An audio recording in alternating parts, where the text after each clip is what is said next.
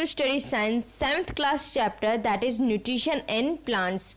In last video we had already discussed about means of nutrition and why is it required. Second one is modes of nutrition or types of nutrition. Third one is photosynthesis process in plants. In this video we are going to study about conditions necessary for photosynthesis, other modes of nutrition in plants, how nutrients are replenished in the soil, and last topic is cells. So let's start the topics one by one.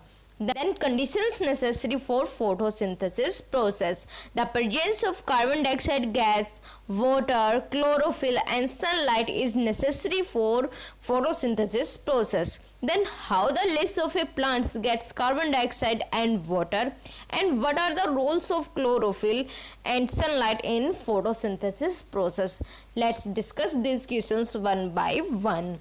And how the plants obtain carbon dioxide gas. The plants take carbon dioxide gas from air through the teeny pores present on the surface of leaves called stomata.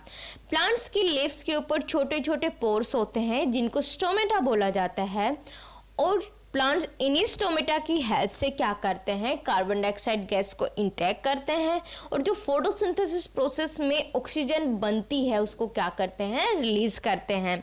जैसा कि आप first diagram देख रहे हैं वो open stomata का diagram है. जब प्लांट्स को कार्बन डाइऑक्साइड गैस की रिक्वायरमेंट होती है या फिर उनको ऑक्सीजन गैस को रिलीज करना होता है तो स्टोमेटा क्या हो जाते हैं, ओपन हो जाते हैं. अब जो डायग्राम में आप जो डॉट डॉट आप जो स्ट्रक्चर देख रहे हैं इनको हम क्या बोलते हैं, क्लोरोप्लास्ट. और क्लोरोप्लास्ट में ही क्या प्रेजेंट होता है, क्लोरोफिल, जो कि फोटोसिंथेसिस प्रोसेस के लिए क्या होता है, रिक्वायर्ड होता है. और ये जो आप दो लिप लाइक जो स्ट्रक्चर देख रहे हैं उनको हम क्या बोलते हैं, गॉड सेल. गॉड सेल की हेल्प से ही क्या होते हैं, स्टोमेटा ओपन या फिर क्लोज होते हैं. और जब स्टोमेटा ओपन होते हैं तो एक कर्व शेप में क्या होते हैं, प्रेजेंट होते हैं. अब जो सेकंड डायग्राम है वो क्लोज स्टोमेटा का है जिसमें गॉड सेल क्या हो रहे हैं, स्टेट हो रहे हैं, मींस स्टोमेटा क्या है, क्लोज है.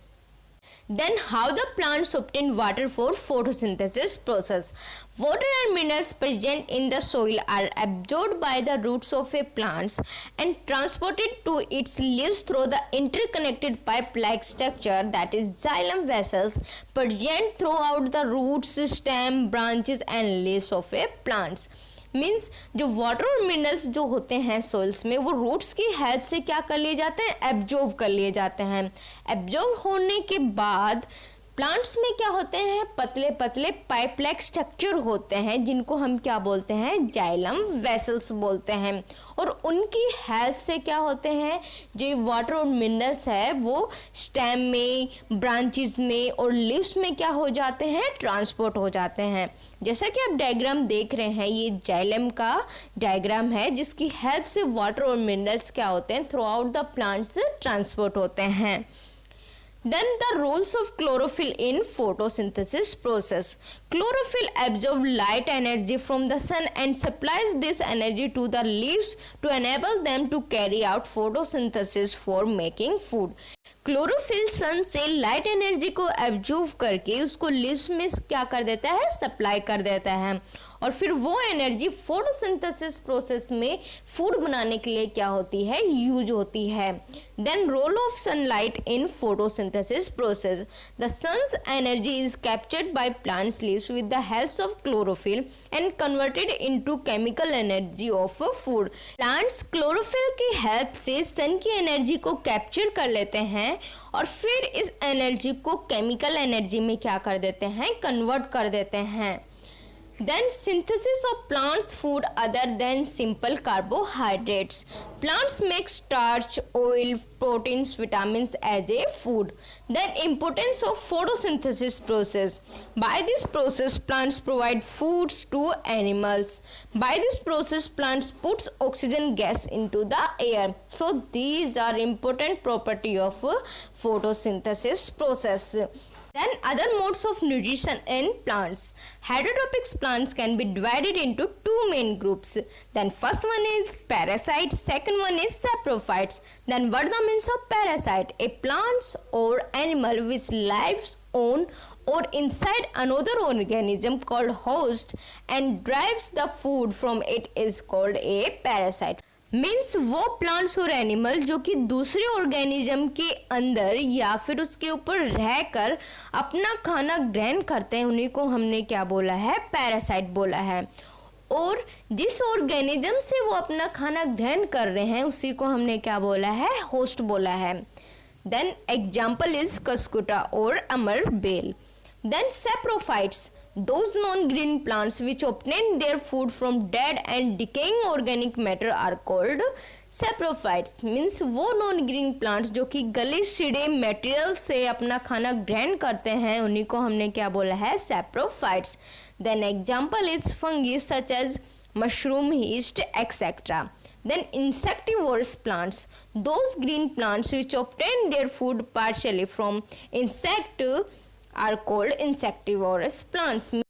मीन्स वो ग्रीन प्लांट्स जो कि इंसेक्ट से अपना खाना क्या करते हैं, ग्रहण करते हैं, उन्हीं को हमने क्या बोला है, इंसेक्टिवोरस प्लांट्स।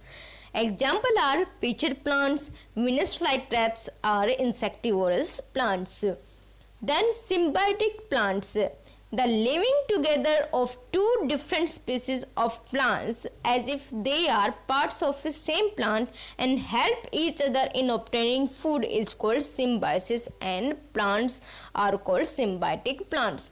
Means प्लांट्स की दो स्पीसीज होती हैं, मीन्स अलग अलग स्पीसीज होती हैं जो कि एक साथ रहकर अपना खाना क्या करती हैं, ऑब्टेन करती है।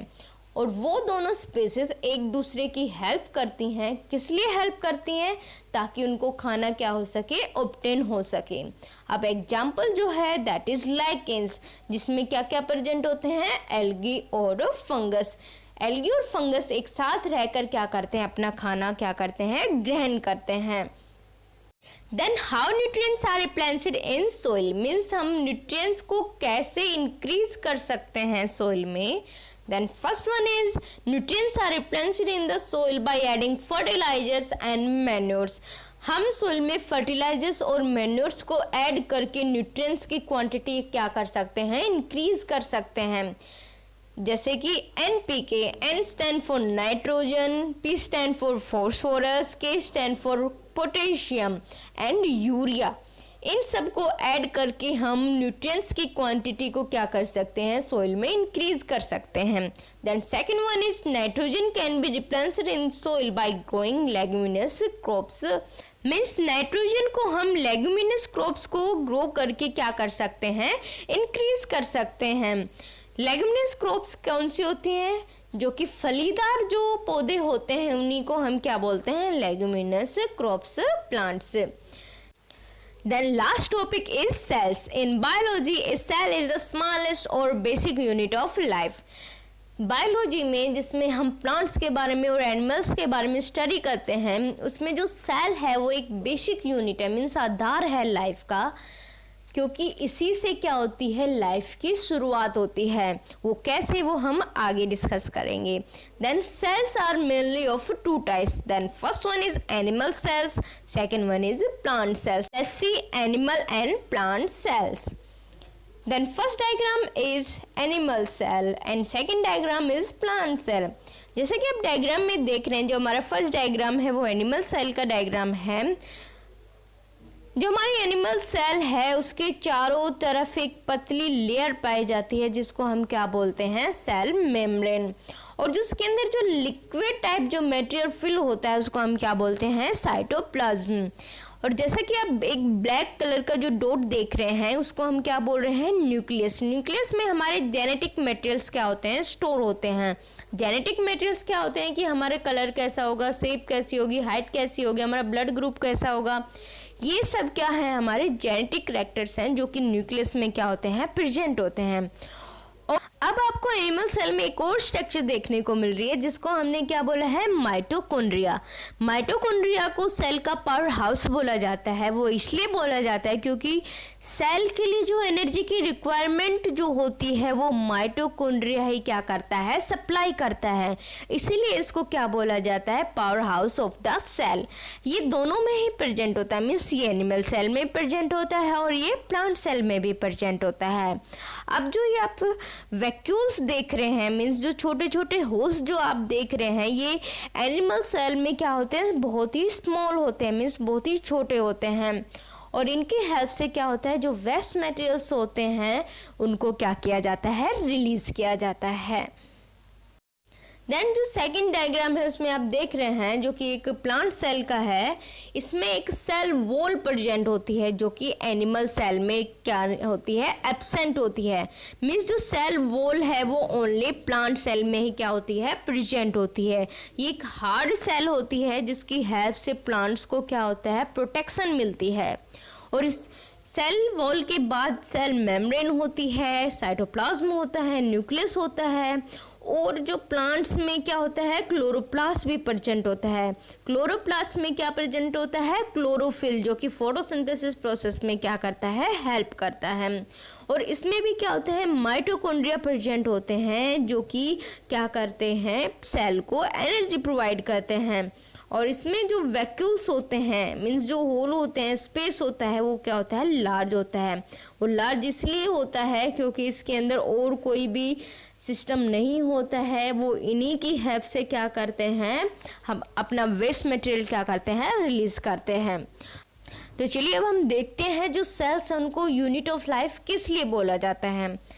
क्योंकि जो सेल्स हैं वो कंबाइन होकर क्या बनाती हैं, टिश्यू, और टिश्यू कंबाइन होकर क्या बनाते हैं, ऑर्गन, ऑर्गन कंबाइन होकर क्या बनाते हैं, ऑर्गन सिस्टम, और ऑर्गन सिस्टम कंबाइन होकर क्या बना देते हैं, पूरी बॉडी बना देते हैं।